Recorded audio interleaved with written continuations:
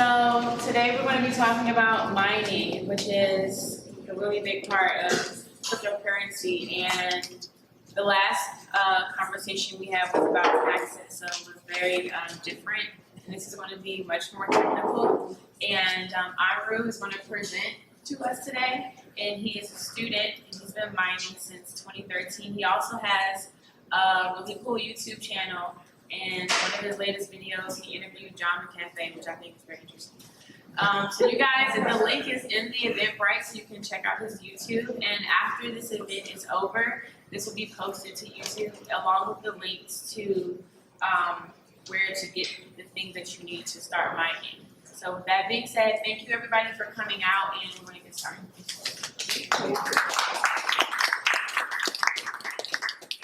What's up, guys? So I just want to start off asking how many people have mined before, like know about mining? Okay, so a couple people. Okay, so we're just gonna get started. So basically, this right here is mining rig, and it has 6 GPUs. And what it does is basically process transactions. And at the end of the month, you get paid just by helping out the network, basically. So mining is the process of transactions in the digital currency system, and the record of current transactions known as blocks are added to past transactions, which creates a blockchain. So once a block is over, it adds it to the chain, and basically that's what blockchain is all about. I mean, it's more in depth than that, but this is basically the basis of that.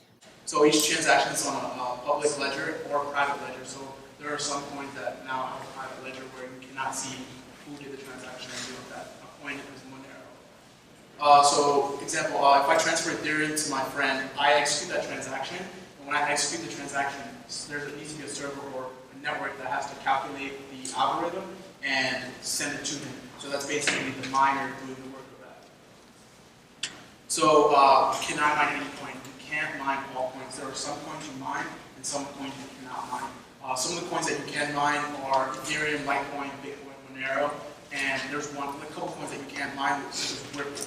So some coins are already pre-mined, and Ripple's a company, so the company pre-mined all of them and hold those coins. So, like I said, this is because that some pre-mined, and also proof of stake and proof of work are two things that are different, and proof of work means you can mine it, and proof of stake means you can mine it, but you can't mine it with machines like this. So for proof of stake coins can be mined but only validated. So what proof of stake means that if, say you guys have 10% of a coin in a company, you can validate 10% of the coins for that basically come from a coin. So you can't really mine with a mining rig, you can only validate the 10%. So with a mining rig, basically you have to work to get rewarded.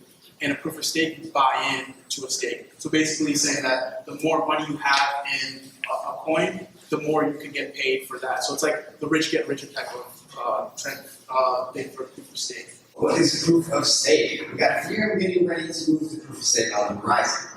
What is it? One thing. Well, let me explain. In proof of stake, miners are instead called validators. There is a block that needs to be generated, and there are 4 validators. Each validator deposits their money to the blockchain to get the opportunity to validate or sign a block. Validator 1 has the most money. He takes up 38% of the block. Validator 2 has a 25% stake. Validator 3 has 21%, and Validator 4 has 16%. With mining, the chances he had of solving the block was dependent on the hardware that he had. But in proof of stake, the bigger your stake, the bigger the chance you have of solving the block. So, if you're validator 1, you have a 38% chance of solving the block. After some random calculations, validator 1 with the largest stake wins and gets the sign of the block. Validator 1 is rewarded not with new coinage, but with transaction fees. So basically that's how it works. So in a proof of stake, you basically invest in the coins, and the more coins you have in that block, you will win that transaction fee. So it's not necessarily that you need to have the most, it's just you need to have the most in that block. So when you receive that block, whoever has the most in that block will basically validate the key. So what coins are using proof of stake, and is it really true that the rich are getting richer? Because at some point somebody's going to have all the coins, right? Well, it's not that you have to have the most coins, it's the most in that block. But I get what you're saying. So if Yeah, somebody but if buys I out, keep winning, if I have 38 and I win 38% of the time, yeah. eventually, I'm gonna get a reward, so now my percentage is 39, and then eventually I'm gonna be over 50% and I can take over the. Well, it's in that block. So like if you have 38% of that block, with the next block I can have 60%. I'm gonna win. I mean, I get what you're saying, but there are millions of coins, so you need to invest a lot of money to do that. So like Ethereum was actually trying to go to proof of stake, but to purchase that much, big companies would need to do it because normal people can't buy, a huge percent or have huge percent of that. And that's the reason they're trying to raise the money. They're trying to say that Ethereum needs to be around $10,000 so that people can't do that once it's proof of stake. Excuse me. So, we're talking about mining fee. No. So if you want to mine proof of stake, you basically log on and say like, I'm going to use this much of money for my coins. So in that block, you have 38%, another person has 20%, another person has 10%. So you get to validate that block and get the transaction fee of that validation. Okay, so pretty much the transaction fees. Correct. It's yours if you have more money in there. What's the incentive to do that against trading? Well, it's just if you have money just sitting in your wallet, you might as well have your money validated for you, so you get transaction fees. I got it. Okay. I'm just going to add to that. It's like a lottery ticket, basically. So whoever has the most lottery tickets, you have more chances to win the rewards from the blocks. How many coins in the block? No idea about that. It depends how many coins in a block. I guess it depends on The block, yeah, it depends on the emission schedule from the blockchain, whoever created it.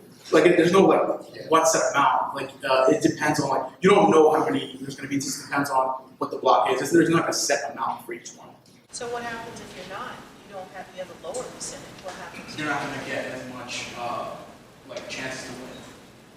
So that's going to make you buy more coins. So invest back into the coin.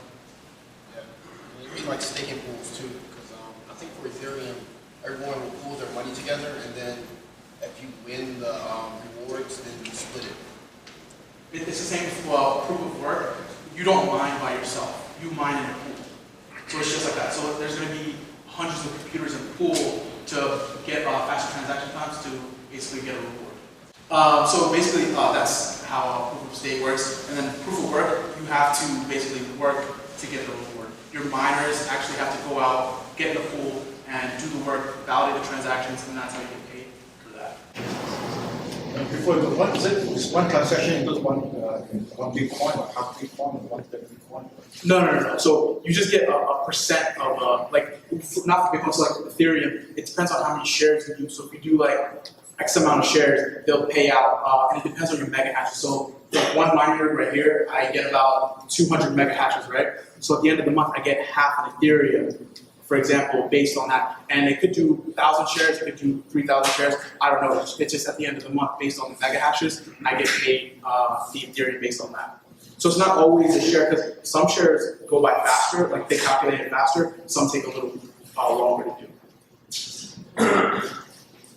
So how much money can you make mining? So it depends on a lot of factors: the hardware type that you have, the cost of hardware, local electric costs, and type of coin. So for the hardware type, there are a lot of different types you can buy. You can buy like an ASIC miner. You can buy different graphics cards. So the graphics card I have right here, these are like GTX 1060s.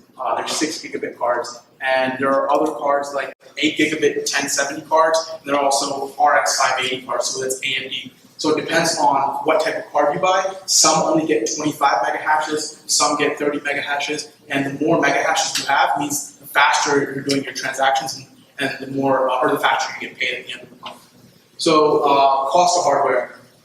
A year ago, these graphics cards were like $190, and today they're $350. So your return on investment is going to go higher. You're going to take longer to get your return on investment now than you would a year ago because the graphics card costs so much. And some people are selling reselling graphics card for $600-700 that were only supposed to be for like $199.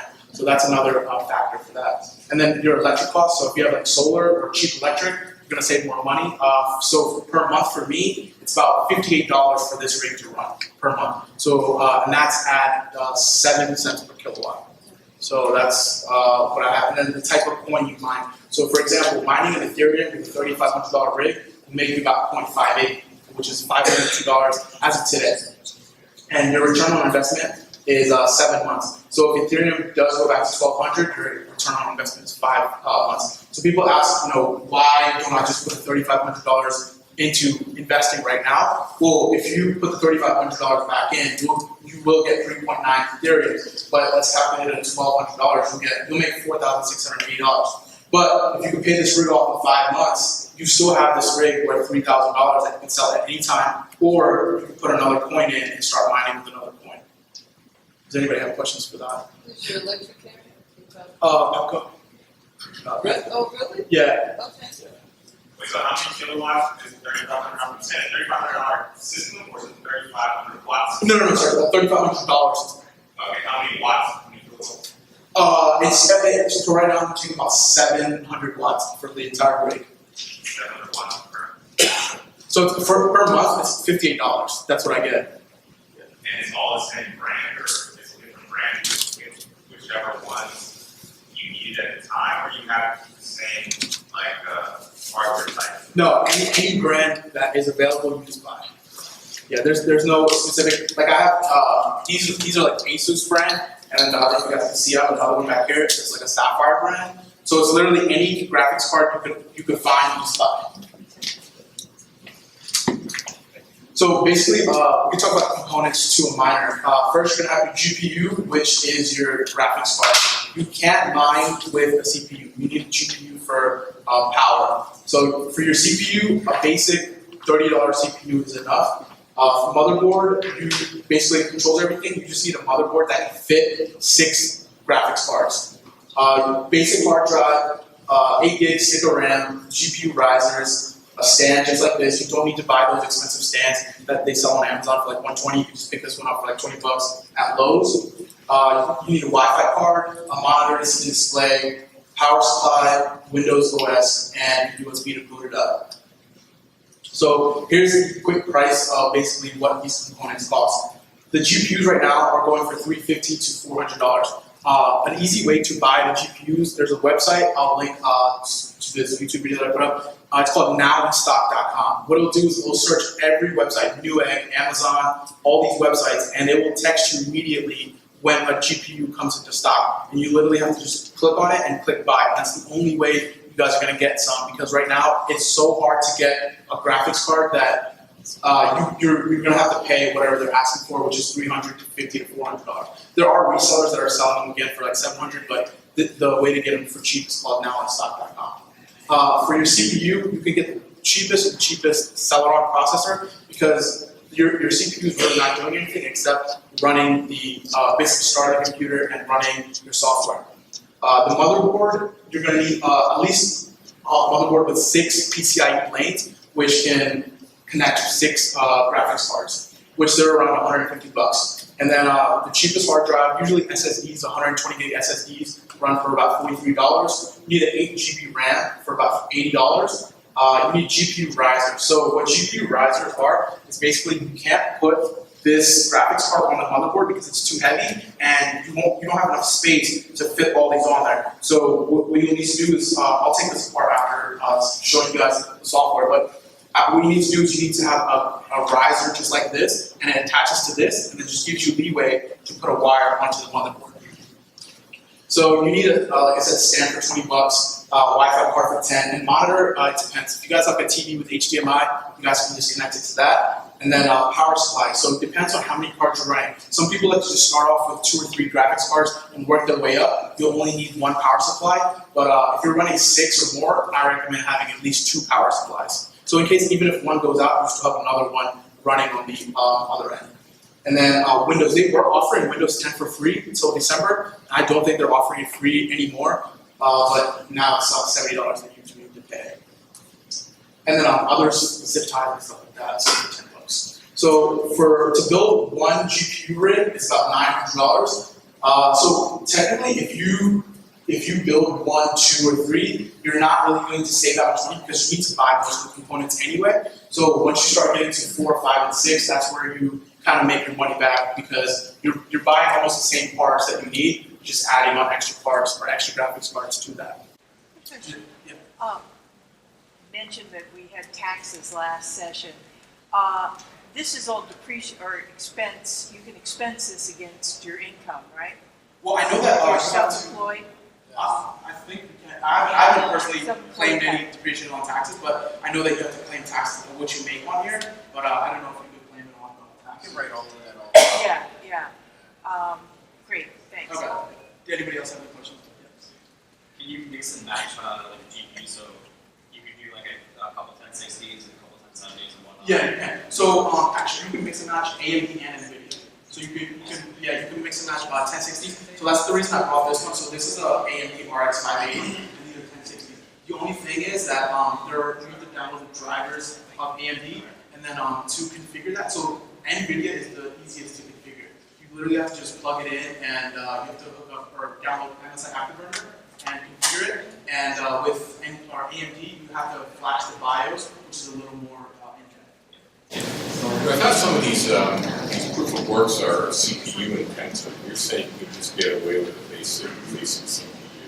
No, so there's like something called like TurboPoint, which is like 0.000 something, and you could do that with a hard drive or a small basic CPU, but most of the ones that you're actually going to make money on, you need a GPU. So well, I know you need a GPU, but like if you're mining like a script proof of work, which is CPU intensive, you're saying you still use a basic CPU to mine Litecoin, script.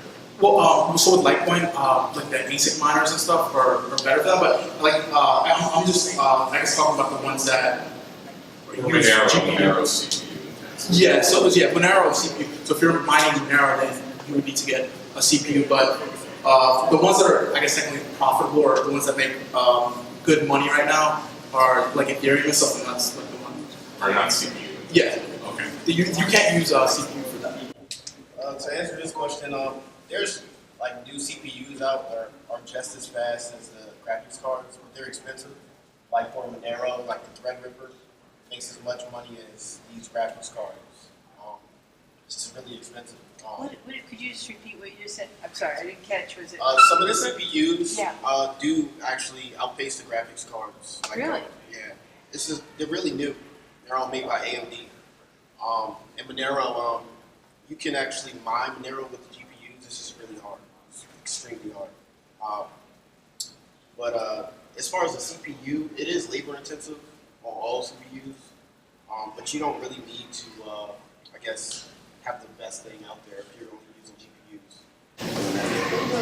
How does, I guess like Antminers, NVIDIA, and AMD, how do they compare? Well, Antminer and stuff, you just buy it basically from the company, and like they're ready to go. They're like, ready. They're full, ready to go. They're really powerful and stuff, right? So like you use those for like Cia. Well, Cia recently just started using those, but I use them for like Litecoin and Bitcoin and stuff because they're very intense miners for that. So, and then also the software also depends on what you need to mine. So like I can't mine Bitcoin with this, and I can't even start because these are not even powerful enough basically to mine Bitcoin. Is Windows the only operating system? No, you can use other operating systems. So you can use EOS. You can also use Mint. Simple mining. Yes, there's a lot of. It's like Linux. So you can use Windows or Linux.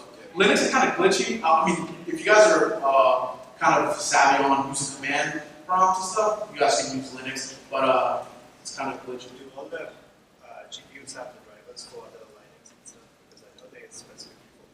Yeah, so that's what I'm saying. When you download the drivers, it's hard. You have to kind of do the command lines, like when you download them and stuff. So it's harder to do it. But like when I first tried Linux, and it's just like you need to learn how to use the command lines. That's the problem with Linux. So I just got Windows.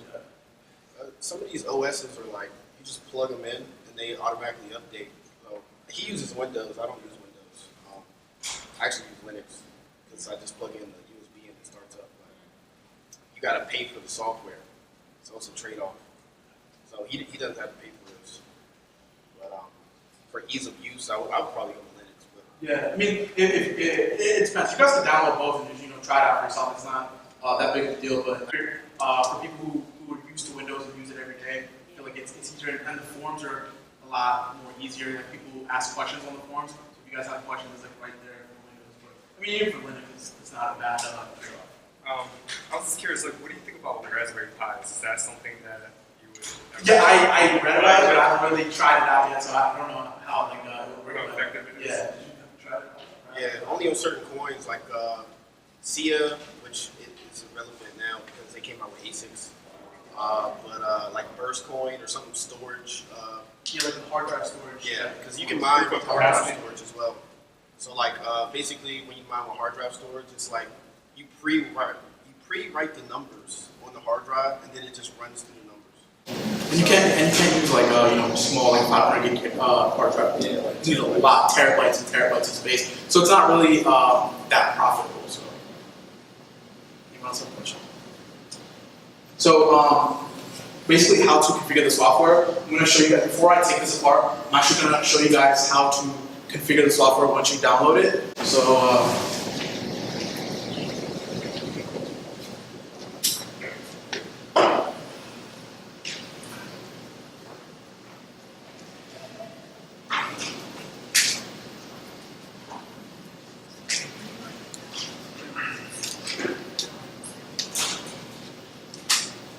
So he's just tunneling into his computer to configure it because like you shouldn't have like a monitor hooked up to him because it slows it down and you make less money. yeah, so like you said, with the monitor. So basically, another thing you could do is on Amazon they sell dummy HDMI plugs. So it makes it think that there's a monitor there, but there's really not a monitor. So if you do something like TeamViewer, the actual monitor kind of comes out to a bigger screen rather than like a small tiny screen. If there's no monitor, it thinks that there's no resolution and stuff. So Basically it's like a little tiny box. Yeah. It's not right in like a box the size. Like it's ridiculous. So just get a dummy plug-in because it makes it so much easier. So the first thing to mine Ethereum or a dual miner. So let's talk about dual miners. So Claymore's dual miner, you can mine Ethereum and you can mine another coin on the side. So personally, I was mining SIA coin, but now it's not worth it anymore because it's way too hard to do it. So I mine Verge now. So with Verge, what I do is I mine it on the side, and it gives me like $30. So it kind of pays for the electric. It's not really something that I'm gonna cash out, but it just pays for electric. And then Ethereum is mostly for profit. So one thing you need to download is Claymore's dual miner, which I'll have that in the link as well. So when you open it up, it's very easy. Most of this stuff is already ready to go.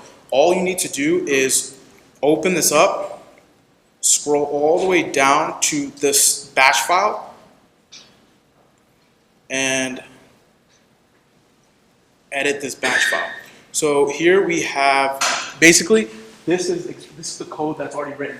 And when I was talking to you guys earlier about a pool, all these miners hook up to a pool to mine. So one of the pools that I use is Nano Pool, and all you have to do is literally enter this is my Ethereum address, you enter your address in, and then if you have more than one rig, enter your rig and then your email address, and it'll tell you if your rig is down. And that's all you guys need to do for software configuration for the actual miner. So that's basically that's the only software. Yeah, when you're in a pool, how do you validate that you're actually getting as much work that you put into it? So it'll tell you exactly. But I'm saying, how can you verify that what their system is telling you is legit? Because they could spoof you saying you earned this much. Correct. Like, do you do any? Is there any tools? Yeah. So I'll show you right here. So if you start this, it'll tell you how many shares that you have completed, and it'll tell you those exact shares. So when, once you start mining, it'll tell you shares received from the pool and shares completed. So once you complete the shares, it'll tell you 20 shares completed or 30 shares completed. And once that happens, you could basically go on to the pool, type your address in there, and it'll tell you completed shares this many and pay out this much. But yeah, I get what you're trying to say. Like if they tell you you're getting this many shares and they're showing you on the screen. Yeah, because I mean, every pool, they have different payout algorithms. Yeah. My understanding is that the pools pay you out based on how many blocks there's a closeness factor or something like that. Like, even if you don't win the whole block, but you contributed a block that was really close, they count that for your total. That's on My only question would just be, if I'm relying on the mining pool to pay me out my ether, Yeah. like how can I back check that what they're telling me I'm getting? Like, I mean, I'm going to see ether in my account. Correct. But what if I'm doing one full ether for the month, but they only pay me out 175, like skimming off the top? Well, you can. So is that a concern for mining in general?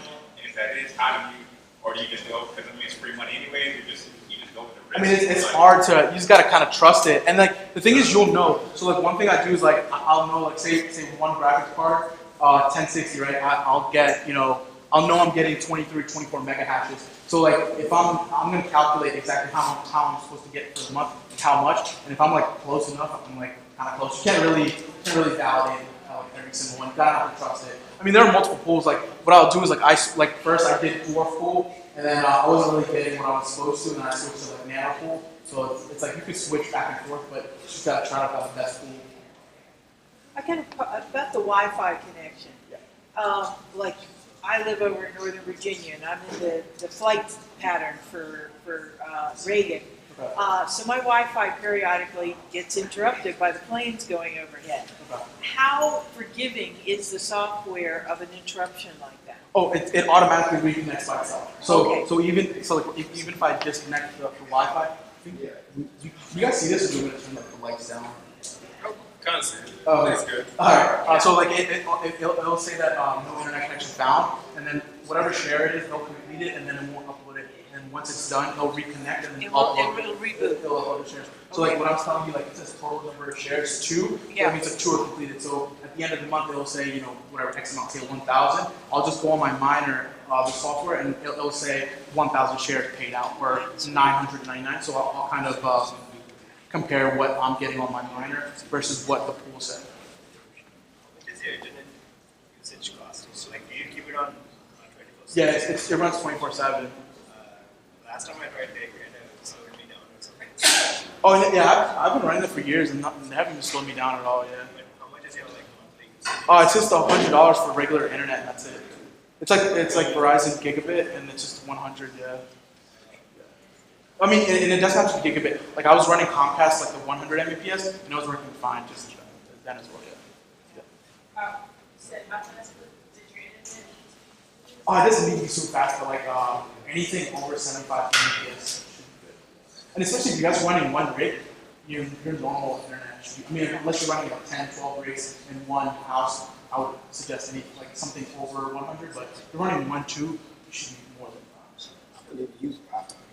Or yeah, Ethernet would be the best. But I mean, what I'll do is like I spread these out everywhere because it gets so hot, so I can spread it on different rooms. So I just use Wi-Fi for that. What about the summertime?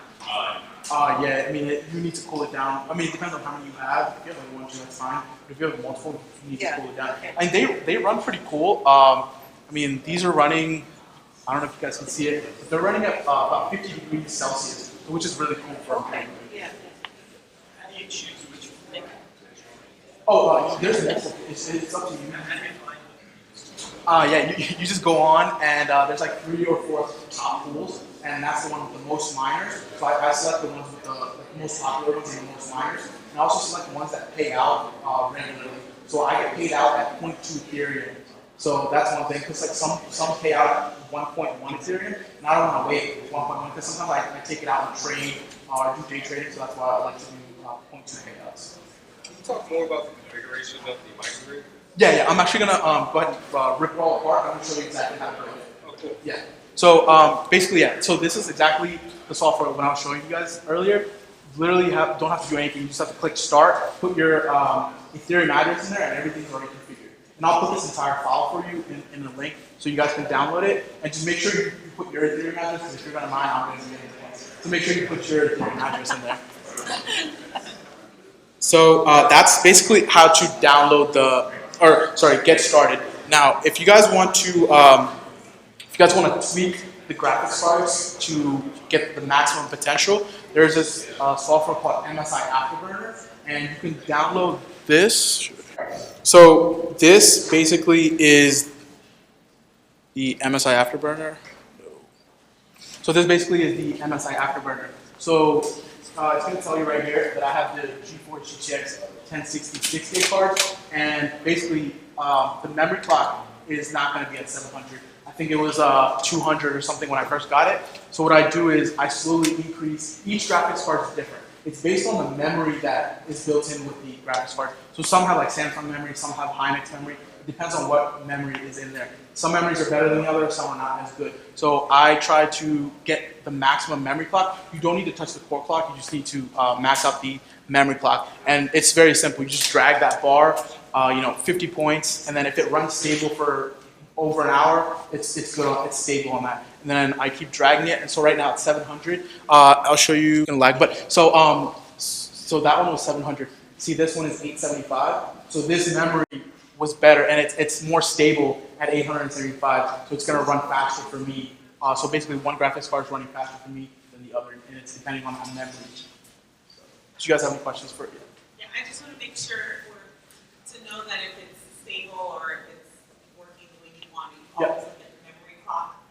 Oh no. So when you basically increase your memory clock, and then you're gonna click save, you're gonna run the software I just showed you guys earlier, and if it keeps accepting shares and running, it's stable. But if it gives you red error and saying that it's not working, that means it's not stable, and you have to decrease the memory clock. So that's for basically MSI Afterburner, and then for AMD, there is a different thing to do. So you can do the MSI Afterburner. However, for AMD cards, you need to do a BIOS flash to get the latest, basically, or the fastest mega hashes out, and that's completely different. So I'll show you the software as well for that.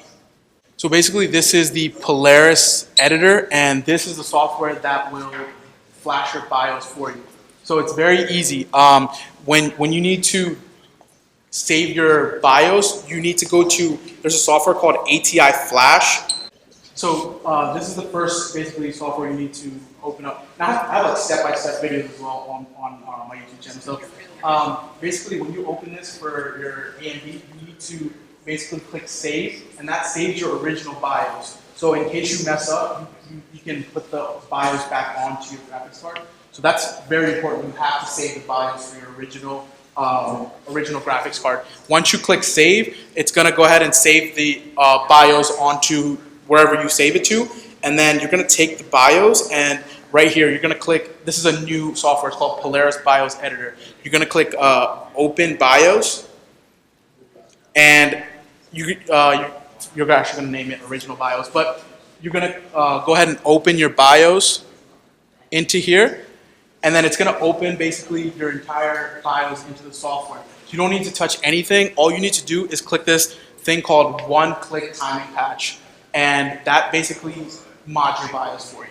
And once you're done, you're just going to click Save As, and then you're going to save it as modded BIOS. And once you click Save as modded BIOS, you just go back to this, click Load Image, and then you're going to find where you saved that modded BIOS. You're going to you're going to basically load image that modded BIOS you just saved, and then you're just going to click Program. And that's basically how you mod the BIOS for AMD cards. So I think that was a little confusing. Did everybody get that for AMD cards? Or? Is there any issue with people?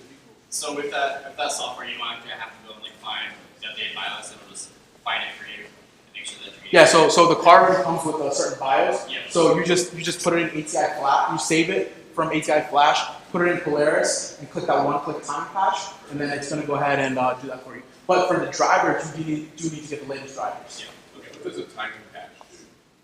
It kind of reconfigures the timing of like the memory. So I don't know exactly how to explain like the timing patch, but like the speed at what the memory works at is basically going to be changed to a faster speed, kind of like overclocking the speed to work faster. I think you had a question. I think he has already just. Oh yeah. Yeah. So, I mean, with the flash in the BIOS, yeah, modern BIOS, is there any trouble with breaking? Oh, so it's actually, I mean, the latest software is like very easy. You're not gonna have any trouble with it. The worst case, you save your original BIOS, so you have to just reload it. But I mean, with there hasn't been any discussion of like trouble with it. Yeah, I mean, so what happened is back before the latest software, where the timing patch was, you had to go in manually and you had to copy the entire code of one time, and then go ahead and put paste in like another timing. If you mess up like copying and pasting, it wouldn't do it. But now it's like so easy that it does everything for you. For the timing, that's basically the memory. It's tricking it to use less power, because when you use less power, it can work faster, because the computer, like the GPU, doesn't know not to overuse the electricity that's running the actual processor. So when you trick it to use less power, it doesn't get as hot. So it can overclock itself to actually work faster. And that's basically what happens. It gets really complicated, but you can do it manually, but I wouldn't even use any of this, because you can like break all your cards at one time. Like, literally. Don't get me wrong, you can get your ROI down really quick. Like, you can make 10 times the amount of money modding your BIOS, but if you break your card, then you just threw your money in the trash. Yeah, I mean that's the thing. Like you have to do it correctly. I mean, so far I haven't had any trouble over the years, but you have to do it properly to get your money back. I mean, it's just squeezing out just a little more power, basically. So basically, that's all the software that you guys need. The first software that I told you, Claymore Miner, just download it, switch your, put your Ethereum address in there. If you want to mine Ethereum, that's how you get started. And then if you want to overclock it, that's basically how you do that. Go ahead and get started on. You guys want to see exactly how to build it step by step?